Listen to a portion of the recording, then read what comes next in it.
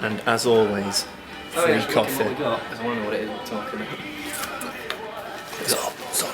So today we are in BBC Sheffield. We have tackled the climate of Storm Doris. Is it Storm Doris? Storm Doris. We pretty much ruined the box. You can't actually tell, but it's a soggy box now. What are we here to do today, Bean? What are we here to do today?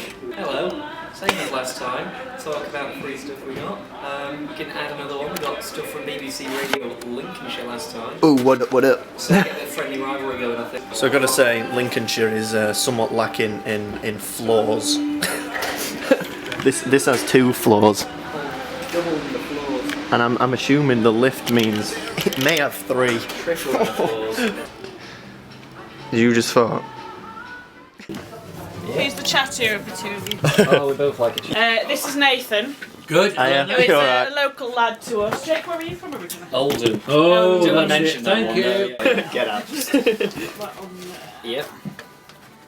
We're only just Simply Red with Stars. It's 11 minutes past 1. You're on BBC Radio Sheffield. I'm Roni, and the programme today is devoted entirely to persuasion. My first guest, Nathan Self from Sheffield, and Jake Bean, who isn't. We'll find the story behind that in a moment. They're students. They've been using their powers to persuade big companies to give them stuff for free, so we might learn a few things that will be useful ourselves.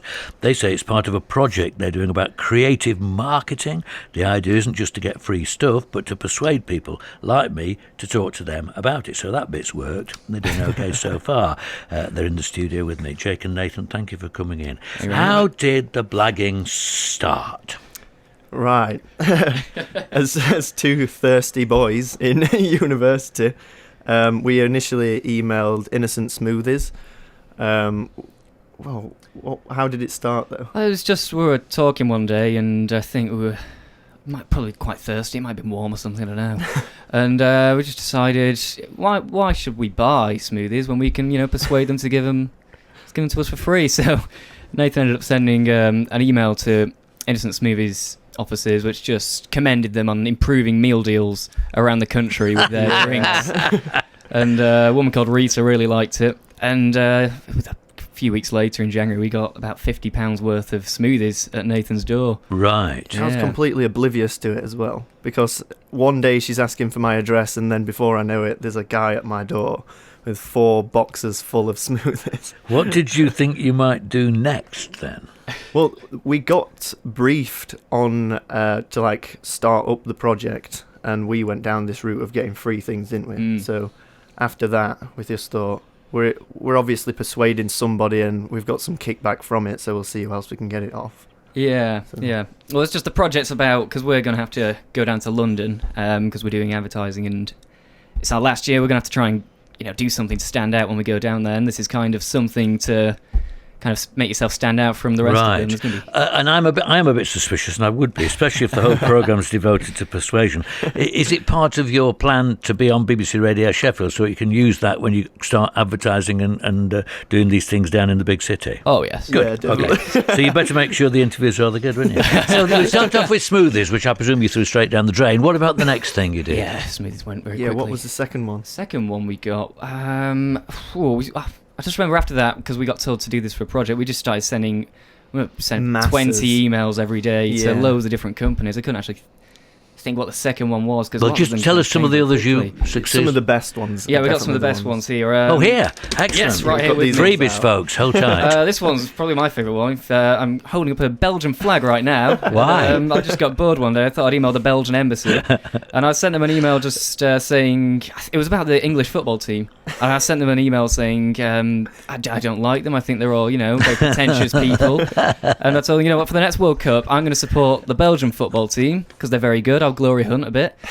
But my friends won't believe that I'm a Belgian fan. Can you please send me some Belgian flags? And how many did you get back? Well, they sent this one, which is a really nice flag. And It's then very small. It's a very little paper small, flag. very small. But they also sandcastle. Yeah, quite a big sandcastle, actually. And they sent us that flag with pamphlets for maps of Flanders and things to do. Stuff, isn't it? Yeah, and then a couple of days later, for some reason as well, they sent another 2 flags which weren't as good quality, and we've vigorously waved them and they're kind of torn apart now. But good, this is good. Listeners, I'm picking up tips. What else have you got? And they've got a box of stuff there. You obviously blagged a BBC radio station before now, because that's one of the kind of issue handbags. Yes. What's that? I was BBC Radio Lincolnshire. We were there, was it Tuesday? Yeah, Tuesday this week. And they gave you... Yeah, when we came off, basically we were on with Chris Barrow, and he pretty much finished up the show by giving us some BBC Radio Lincolnshire pens. Wow. He's like, this is what we can give you. Oh, that's brilliant. That's completely fine. And then we left and the receptionist presented us with that. I think if you look downstairs on the way out, you'll find a photograph of me if you want. You can take one of those to add to your collection. Well, it's not me. It looks like somebody 50 years ago. Okay, so we're talking here. I'm talking with Jake Bean and Nathan Self, and we are discussing how to get something for nothing, basically, and why they're going about getting something for nothing, and what it's got to do with their future careers or their degree. And I'd like to hear from you about the things that you've been persuaded to do and not persuaded to do during the course of the programme today. Peter Lewis, answering that question about persuasion, got in touch to say it is the primary job of a Christian to try and persuade people to give their life to Jesus. I have been doing this most of my life, and I've come to the conclusion that it's the way that you live that persuades people best. I noticed Nathan nodding. Yeah, that's nice. Tough to argue with that one. Yeah. Okay, these are the four tops. You're great, you two. Just now I'm in the studio with Jake Bean and Nathan South. They are giving us some very useful advice about getting something for nothing. They've been on an adventure as part of their student life from Lincoln University, blagging their way around the world. We're going to look at one or two other things they've successfully blagged and kind of ask what we learned from it. You brought ever such a lot of stuff in here. What's that, Jake? What is that card from Heinz Beans? Well... well, as my surname is Bean. Nathan, my birthday was February the 5th, and Nathan sent Heinz an email. Nathan. Yeah, I basically said, my friend or my partner in university, his name is Jake Bean, and I want to give him something for his birthday that I can't buy on the market, because I don't think I'm willing to go out and buy beans for him or something along those lines. So is there anything as Heinz that you can give me that I can't buy on the street that I could give him? So all of the customer services team ended up signing a birthday card that they made saying that Jake Bean, happy birthday, number one Bean fan. Number one Bean fan, Jake and Bean. How many is there? About 10 signatures from customer services? Yeah, about 10 signatures from the Heinz customer service team. Yeah. I sent a nice magnet as well for me. And a sticker with his name on it. Yeah. It's brilliant. What about the furthest field thing you got back from around the world? It's that Duncan was Yo-Yos. Oh yeah, we emailed Duncan Toys, which is an American company from Ohio, and I remember sending it was the most annoying email I could send. This one, it's just really because they're a yo-yo company. I started it off with, instead of hello yo, how's it going? And literally just said, I just made sure I wrote a paragraph of really annoying things and just said, I've written this very annoying email to you because I'm quite bored. Maybe if you gave me something to occupy myself, I won't ever have to email you again. And they never replied. Just a few days later, I just opened my door, and in the porch was just this package from Ohio with an advanced $40 yo-yo in it. And it's probably the farthest afield one. Quite proud of that one. We're talking about how we get things for nothing in the case of Jake and Nathan. They're studying how you can blag, really, on a day in which on the programme we're discussing persuasion. David and Gleedless got in touch to say so many people are getting scammed on the internet, etc. Where's the line between what they're doing, e.g. blagging, and what scammers do? Yeah, I suppose it's the ethics of all that, the ethics of marketing, really, definitely. Not only what you do, but whether you're persuaded to do things yourself. In the world you're going into in work next year in London, you're going to be on the other side, aren't you? Definitely. What about the ethics of blagging and being blagged and telling people to buy things they don't want with money they haven't got? It's something that they mention quite often on the course, because when we go into advertising, I remember in first year they said it's got such a bad reputation. It's seen as this corporate thing, and but that's because it is often just regarded as people trying to get you to spend money on things. But they always maintain that advertising can be good. It can be very helpful. Yeah, they stress that a lot, don't they? You can change the world with advertising. A lot of the things that they say. I don't believe it. We'd have to persuade me. Persuade you. There's lots of...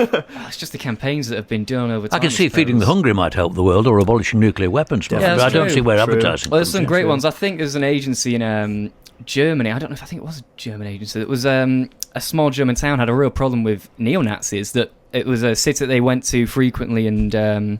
they had a march through every year, and just as an advertising solution, the town decided they didn't want this anymore. It was tarnishing the reputation. So what they did was they sponsored the Nazis' march, where everyone in the town pledged to give $10 to an anti-neo-Nazi charity for every metre they walked. So in the end, they raised tens of thousands of pounds. So the more the neo-Nazis marched, the more money got raised for anti-Nazis. Nazis marching against Nazis as an advertising solution. So this is the kind of thing that advertising can do. It can Solving actually problems. Yeah, I wonder if people in Rotherham are listening to this, because there have been some problems there before.